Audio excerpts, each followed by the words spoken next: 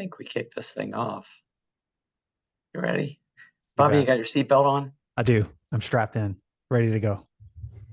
Right on. Let's do this. Welcome, everyone. Thanks for taking out about 30 minutes of your busy day to join Brand Fuel. And I just have to say, we are extremely excited for you to learn from one of the best content marketers on the planet. Bobby's blushing. Uh, I am. Yeah. You can't tell. I'm already red, but you can't really tell. Yeah. I like to say that you are our industry's poet laureate, but I think you're better known as the industry's Yoda. Mm. And yeah, like our friends Nate Bailey, like and some others, like in the industry, they talk about if the branded merchandise had a Mount Rushmore, the guy Oh to me God. would be Uh, the first one to get like carved out. And I think he'd look good in yeah. stone. That's my guess. Yeah. Yeah. Yeah. Yeah. Here's the formality, and it's an important one for Bobby in his bio. As a content strategist and storyteller, our very good friend, Bobby Lehew, helps brands craft distinct stories through content and through bold merch experiences. He's the chief content officer for commonsku, which, by the way, is our incredible order management platform run by some of the very best people on this planet, great partners. And Bobby is the architect of the Marketing Profs workshop, and it's called Storytelling Using the Power of Story to Drive Action. Bobby's passion is in helping brands discover their unique voices and channel that energy through creative touch points. So put your phones on silent. Candy Crush Saga can wait. Y'all are in for a real treat. And Bobby, the floor is yours. Thank you so much. Thank you, my friends. Hello, everyone. I am so thrilled to be here. You have no idea how much fun this is for me. I have known the Brandfield team for years. I've known Danny and Robert for years. We go way back. But what's more enjoyable for me is that I get to actually bring some amazing stories to you today that I hope you'll leave inspired by. Now, I'm going to move really, really fast through these trends. So if you want to capture something, don't even worry about trying to do a screen grab. Don't worry about trying to take notes. We're going to send the recording to you. We'll have the PDF for you. Whatever you need, we'll get it to you. But today we're going to talk about trends in merch. And my goal is for you to leave after 30 minutes inspired by what's going on in the market and what's going on with merch in particular. And here's how we're going to kick it off.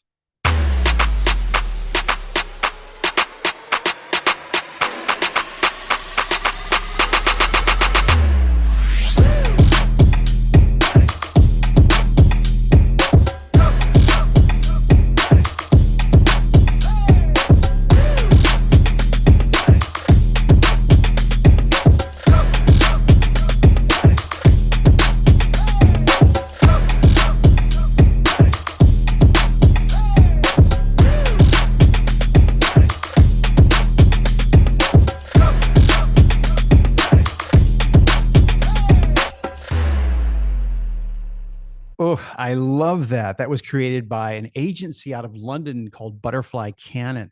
And Emma Rouse wrote this article, From Tacky to Trend Setting, How to Create Covetable Brand Merch. In the article, Emma had this to say. She said, done right, branded merch is a way to elevate your brand from product to cult icon. To create truly covetable merch, don't be afraid to be playful, collaborate wisely, respect the influence, and tread the line between exclusivity and inclusivity.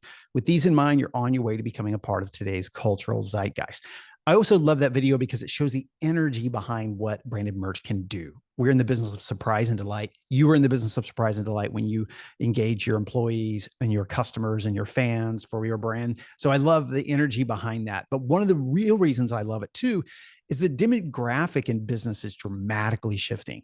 On average, your oldest colleagues right now are millennials. A third of your colleagues are Gen Z. And that's the real now. By 2025, over 75% of the workforce will be digital natives. This is dramatically changing how we all reach out to our market and engage with our colleagues. In late 2020s, it's wild that Gen Alpha enters the workforce for the first time. That's right around the corner. So the question is for trend number one, well, how do younger audiences think about merch? Because they think about it in a different way than I grew up thinking about it. Number one, they think about it in terms of cultural relevance. Like Emma said, she said there are things that they consider that we've never even considered before, like creating, being playful with merch and creating sort of this covetable energy behind it, creating brand meaning, collaborating wisely with designers and participants, respecting the influence of merch, really believing in good design and more. But I want to unpack this by way of examples. So we're going to show you so many examples today. And the first thing I want to say is you don't have to be Balenciaga. You don't have to be Solomon Shoes, Supreme to create a cool experience for your audience. Now, that's the key for your audience to create cultural relevance. We're not talking about cultural relevance at large. We're talking about cultural relevance to you in your market. Now, I got really inspired when I read this article about Anna Angelic, who is a 3 times Forbes CMO. She has a book called The Business of Aspiration, which I think is a brilliant title. She's the CMO of Esprit. You might be familiar with Esprit, European, Scandinavian brand. And she got the question, culture is such a buzzword. What do we mean when we actually mean culture? And she said, for me, it's popular culture, but the word culture is deceiving because it should be cultures. It's about niches or niches, depending on what part of the country you're from, tastes, communities, and subcultures. And she said this, as a business, you're going to be punished if you don't understand culture, even if you just sell toilet paper. I really like that.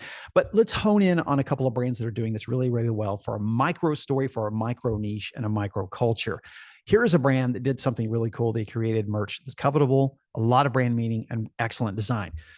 This is a company called Millscale Brothers. And what they do is they make smokers for barbecue aficionados and for cookers. And they're located in a small little town called Lockhart, Texas. Now, I don't know about you, but this doesn't look like a real sexy business. This kind of looks like they make these really old school smokers for a very niche audience. And I want to show you their audience loves them, by the way. They have a huge fan base in their market. And that's the thing I want to specify. But what they've done is they've respected the influence of merch for their brand. And this is just a glimpse at what they're doing with their merch. And you'll notice what they do. They do something pretty special. They respect the influence.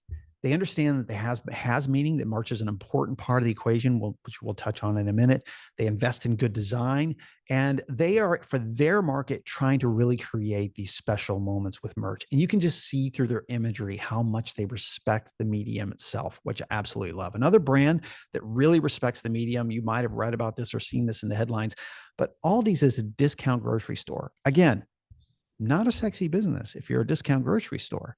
And by the way, when I have done storytelling workshops for Marketing Profs, the largest B2B organization in the world, I've often talked with brands that are in insurance or finance, or they're in highly regulated industries. And almost everybody to a T says, we're in a boring business. How can we make our business more exciting? It's not about that. It's about the audience and about you connecting with your audience in an intimate way. And every time I have that pushback, we always unpack it in a really cool way and talk about how we impact our audiences. We'll get into that in a minute.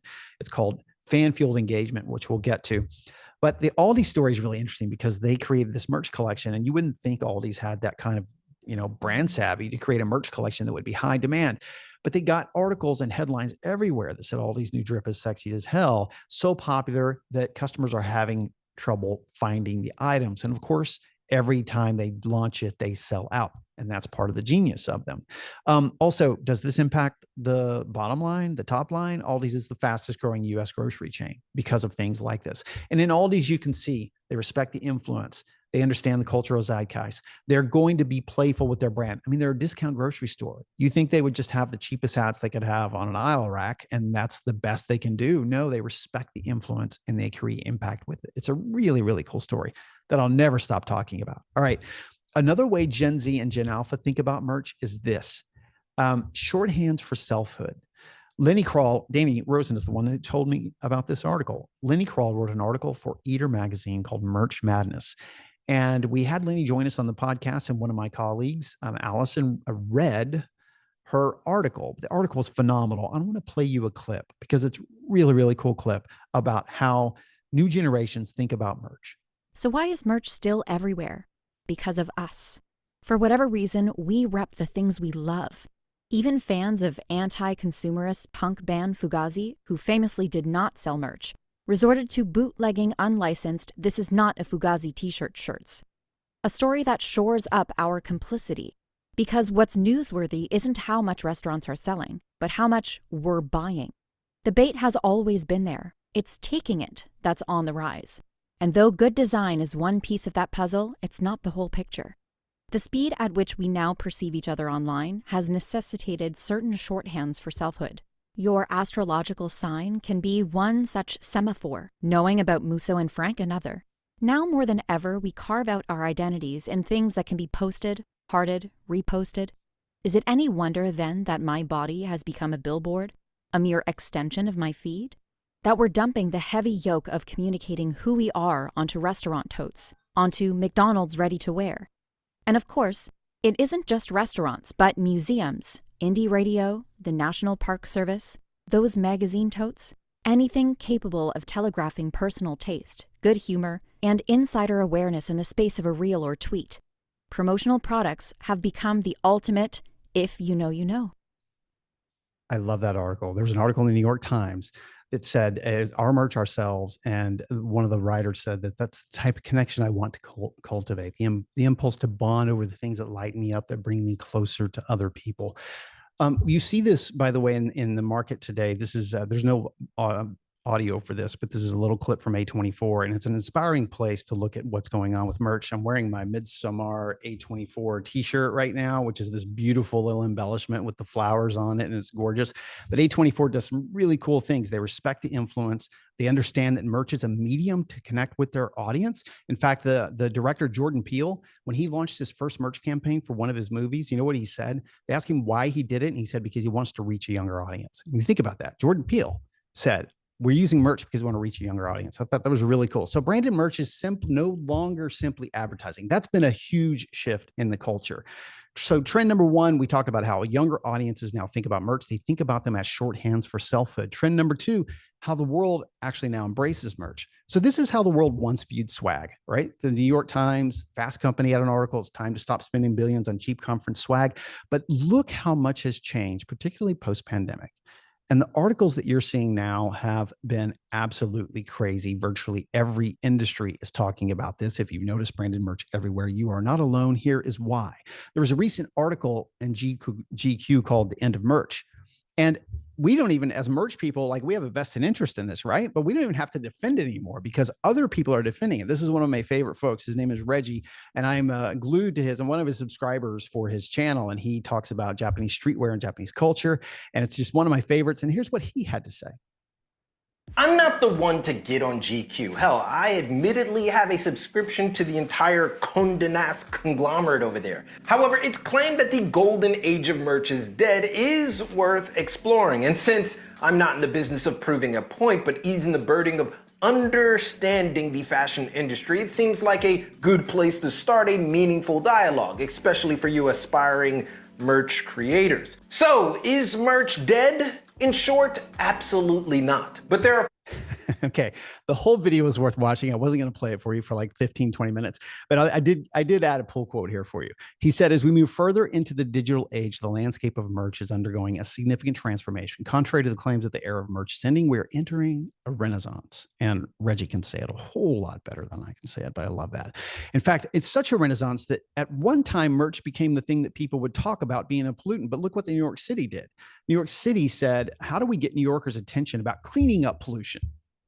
And they said, we should launch a merch campaign. So they created a campaign called We Love New York City.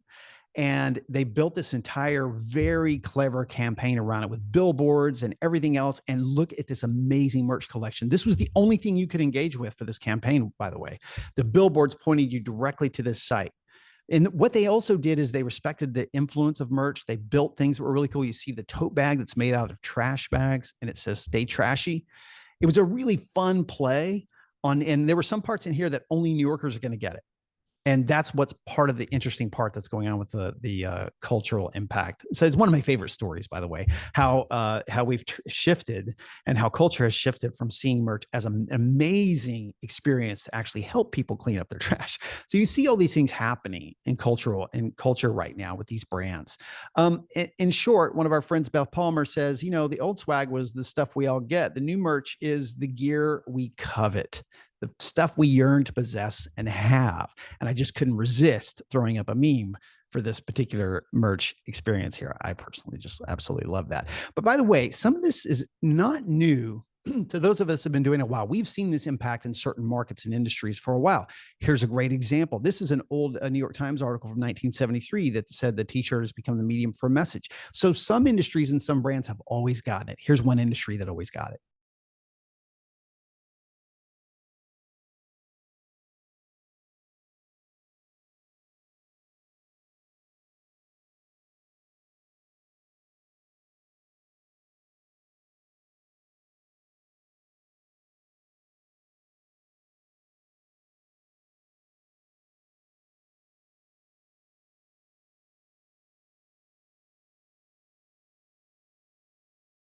I know. One of my favorite. I'm watching Danny and Robert's reactions behind the scenes here on the admin channel. All right. So some of you might be saying, okay, Bobby, I get it. We understand where you're at with this. Nothing really is that new. So what happened? Here is what happened. And it's trend number 3. And it's one of the most amazing trends that we've seen. Fan-fueled engagement. Ted Goya, Robert and Danny, again, I think it was Robert, turned me on to this writer a long time ago that I follow. And he said that interesting that's going on is the fastest growing sector of the culture and economy is distraction. By the way, YouTube just surpassed Netflix and every other streaming service for the past 12 to 13 or 14 months in the number 1 streaming channel out there. But Ted said that art is being swallowed by entertainment, and art and entertainment are being swallowed by distraction. And the way Jack with Patreon, he is the CMO, talked about the death of the follower and the future of creativity. He talked at South by Southwest, and a couple of his key points were this. Jack said that really brands, we all decided we needed to reach everybody. So we spent a shit ton of money to try and reach everybody in the world, to reach all the fans. And what Jack said is that we spent a lot of money trying to get attention. The problem with that is that ads and brands way overspent their money on that particular audience. Instead, what happened was the true fans go to the shows, buy the merch, download the record, pay for the course, get the live stream, all the things. This is where the action happens, is where the true fans, and the true fans represent 5% of that of that majority, 5% of that majority. So what he said, this is the deeper fan base.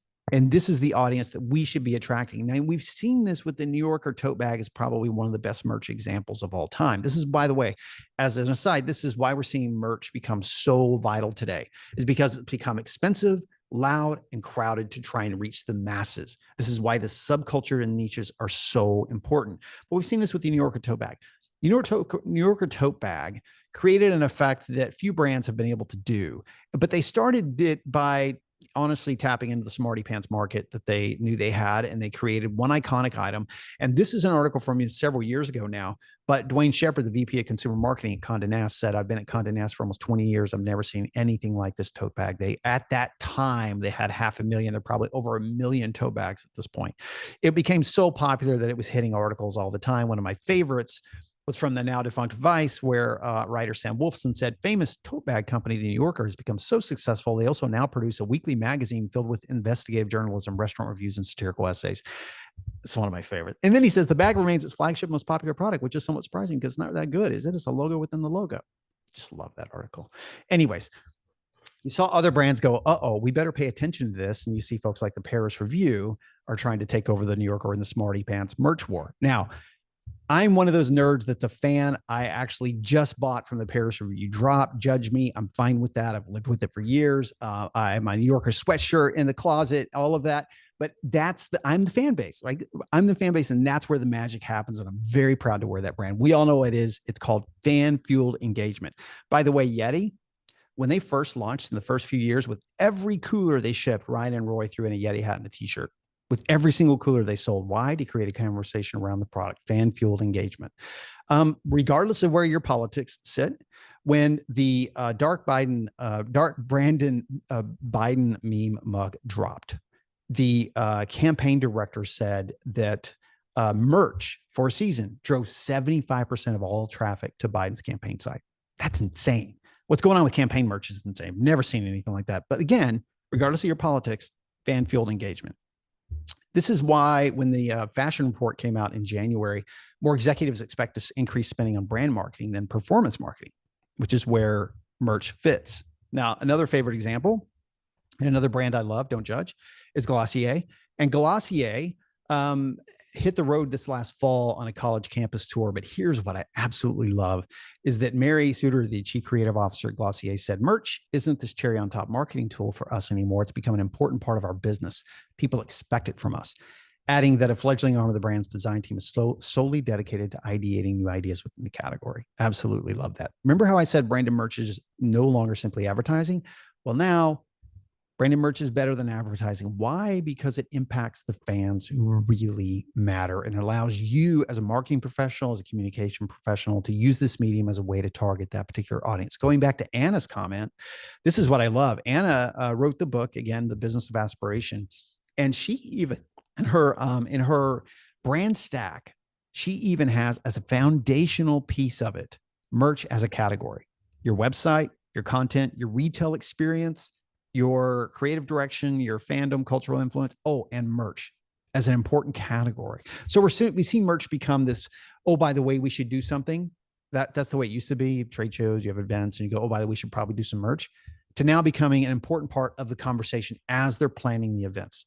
So part of the pre-event conversation is, how are we going to connect with our audience in an intimate way? And that's where it's happening. All right, trend number 4, merch, the OG of experiential marketing with social impact. And I am sitting in the best place to talk about this because I'm with Brand Fuel, who has been an icon in this particular experience. But here's a great example of merch being the OG of social impact. Here at Camp Kodiak, we believe in keeping it wild, but safety is the name of the game. So when we heard that the safety of our bear population was in jeopardy, we knew we had to act. That's why this summer Camp Kodiak has teamed up with Vital Ground to help conserve bear habitat. Buddy check! So far, Vital Ground has conserved land here, here, and here, but in order to connect it all, we need to raise money. But how? Hey, Zach. Don't interrupt me, Tommy. By selling limited edition swag. Zach, I can't find my buddy. What? We found him. He's fine. Just a little bit wet, which means he would love one of our limited edition towels. Not this one specifically. This one's mine. We also have limited edition igloo coolers and koozies to keep those drinks ice cold. Oh, it's so cold. Exactly. Ice cold.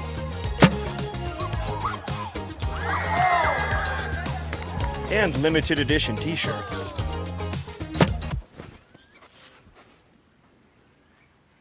Don't worry, there's no bears around here. That's the problem. Remember, all the money we raise goes directly to saving bear habitats. So join us at Camp Kodiak.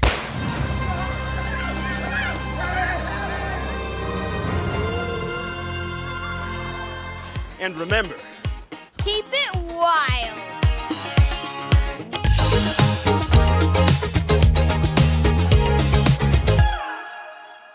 guys, this is really funny, but I have to go to the bathroom.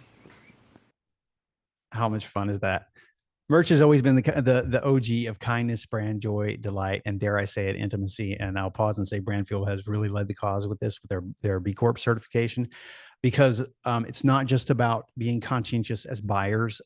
It's about impacting and choosing to impact our audience for good. And I think that's where we've seen merch going back to what Kodiak did. Kodiak is that brand that sells you pancake batter. What are they doing with Zac Efron? They are selling merch to help preserve land. It's one of the most amazing sort of nonprofit stories that a brand got involved with, and how they're using merch as an important piece of that equation. All right, there's a new wave of YouTube creators out there. They're called the new wave of YouTube creators, and they're fighting the anti-beastification of the internet. So if you know Mr. Beast, you know what I'm talking about then. We're going to appeal to everybody, and we're going to create louder, bigger, wilder things. But this is a new generation coming up of creators, and I actually follow a lot of what they write and say. And their 10 principles include these things like hugs and high fives, no handshakes. Make sure to say thank you. Make everything feel like a handwritten note. This is that fan-fueled engagement they're going for. They're going for authenticity. They're not going for those wild numbers, those huge numbers. They're actually trying to reach a specific audience with a specific message, and they're very conscientious about it. There was a 5,000-word article written in Esquire magazine about the merchification of the book publishing industry. And one of the things that I loved about it was the last quote here at the bottom. And it said, the more digital we are, the little things that are tangible and unique have a lot of currency. And that's what we're seeing in the market. We're seeing this. We have a lot of currency conveying things. You might have seen this on TikTok or on Instagram, where this guy shows up at a NASCAR race and he hand stencils his own or grabs a Sharpie and creates his own NASCAR t-shirt. NASCAR said, we love the effort, but what's really cool is NASCAR went and found him. And of course, it's a great social moment where they give him a NASCAR t-shirt. Again, merch is the OG of putting smiles on people's faces. Another thing is Apple's not real well known for their merch, but they actually do merch really, really well. Here's an example. They have this program called WWDC for scholars, and kids can apply to become part of this program. And if you get in, it's a big deal. Well, Firkin is a student who got in, and he said, "Oh my gosh, I can't believe I made it." And he got his kit in, and this is what he said on Twitter, and it had 50,000 likes, and it was just simply an onboarding kit. It was simply a welcome kit. It was simply, you made it. Here's a sweatshirt from Apple. And I just love it because it's a pretty simple example, but it goes back to showing the emotional connection behind what we can do with this kind of stuff. All right. Generous Coffee. You might or might not know about this, but Brandfield has a really cool program right now with Ben Higgins, the Bachelor, where if you buy 500 bags of coffee, then 100% of the profit, right, Danny, goes out, I think, to a nonprofit that they'll support. And you can also earn an audience with Ben Higgins himself, the Bachelor. So if you're a fan, or even if you're not a fan, it's a cool experience to create for your company. So reach out to your Brandfield team about that. There are so many examples I could share with you. I'll share a few. You can look up the Farm Link project. You can look up what's going on with Dos Hombres. And yes, that is our good friends selling swag, but they own a mezcal company. And so Brian Cranston and Aaron Paul own a mezcal brand. And what they use their merch for is that all of the 100% of the proceeds from their merch goes back to the community that actually makes their mezcal in Mexico. So it's a really cool program. And I could just go on and on. Another great example is the Alexei Navalny shop. Their team created the most beautiful shop for him. And they did this. This has been going on for a while. This has been going on for a while, and it's a beautiful shop. I encourage you to check it out. Again, merch sort of being an important part of the equation of reaching people on an individual basis. The ACLU uses merch as a way to promote causes now, not as a, oh, by the way, we have some shirts for you, but as a way to get the word out. And what they're seeing from a response has been amazing. They're actually using merch as a way to get their message out like never before. So it's just one more example. Is the Park Projects. This organization has raised over $2 million through merch sales alone to support the national parks. This is an organization separate from the national park system. And it's a really, really cool example of what's going on with merch. I could go on and on, but I really want to make this point is that colleagues care about impact and inclusivity. And on average, your oldest buyers are millennials. You heard me say earlier, a third of the customers are Gen Z. In the late 2020s, Gen Alpha enters the workforce. These things are important, and merch is a really, really important part of the equation. All right, last trend we're going to cover, and it's going to be really, really fast. Trend number 5 is the boutique merch experience. This is one of my favorite examples. This is from Harry Styles brand, Pleasing. Some of you might be fans of the Pleasing skincare line. I am not, so you don't have to worry about judging me for that. But I love what they're doing. They created this pop-up shop at the Congress Hotel in Austin. It's one of the coolest. I'm going to go through that again. It's one of the coolest pop-up shops I've ever seen. They created this storefront experience, and when you get in, you can see they also did a really good job with the marketing, and the merch is spectacular. Again, it's an important part of the equation, not an, oh, by the way, we should do this. This is retail pop-up shops and digital pop-up shops are one of the most hot things happening with brands. Whether you're a B2B brand and your team and your employees, and you have an event and you want to do a pop-up experience, or whether it is you just making sure you have a digital pop-up experience for your brand. The Ed Sheeran pop-up experience. A lot of the musicians are doing this, by the way, and they're creating this exclusive merch you can only get at some of these pop-up shops. They did this in collaboration with American Express. American Express customers were invited, and they were the only ones that could get this. And I'll pause and say, go back to Aldi's real quick, because they do these shops really, really, really well. But you have to ask the question, how is Aldi's selling a tracksuit for $10? And the reason Aldi's is selling a tracksuit for $10 is because they are subsidizing some of the cost of the merch, because it's a brand play, not a, we're going to make money off of our employees or off of our audience play. That's a judgment call that you can make as a brand, and that's a call that you have to make, but it's a really important call that Aldi's made, because Aldi said, you know what, we're the value chain. So we're going to make sure that these things come at a value to our customers, and we're going to invest in the brand. So I love how they said it's a brand play for us. So you're seeing this everywhere, where merch has become a really, really important part of the equation. At commonsku, we help provide pop-up shops, marketing shops, company shops. If you're curious about shops with the Brandfield team, you probably already have one with them. If you want to boost yours, if you want to talk about a shop, holler at your Brandfield team and they can get you taken care of. All right, last inspo story, and it's really cool. And the reason why I love showing it, and we'll close with this, is I love showing this story because it's from UPS. One of my favorite things to do is to watch what boring brands do in the business, because I can show you all kinds of sexy brands and cool hot brands and rising brands that are doing really neat things. But what about when a logistics brand whose their only job is to deliver dirty packages to your door? What about them? Can they do cool stuff with merch? And I encourage you to follow what UPS does with merch, because it's one of the most inspiring things I've seen. We'll close with this. The heartbeat of Awake is New York City. Being born and raised here, I'm always trying to focus on hyperlocal, and that was the reason why I wanted to work with the High School of Fashion Industries. When the opportunity for the collaboration with UPS came to the table, the vision was how to be unstoppable, and that evolved into Echa Palante. We came together to create a scholarship fund. We all start as a small business, and my hope and my wish as young Latinx creatives that participate in this scholarship program will become the future of the fashion industry. So to back up a little bit, they had this great program where they partnered with designers in the Latino community and created merch as a collaboration, and then used merch to help fuel that with the profits to help to fuel more experiences. It was just a really cool. UPS does this all the time, by the way, with all types of communities, and they're one to watch. All right. That was 33 minutes long, and I hope I gave you enough inspo to feel good about what's going on with merch, and I hope you left inspired. But I am honored that you had me join you here for a really brief visit.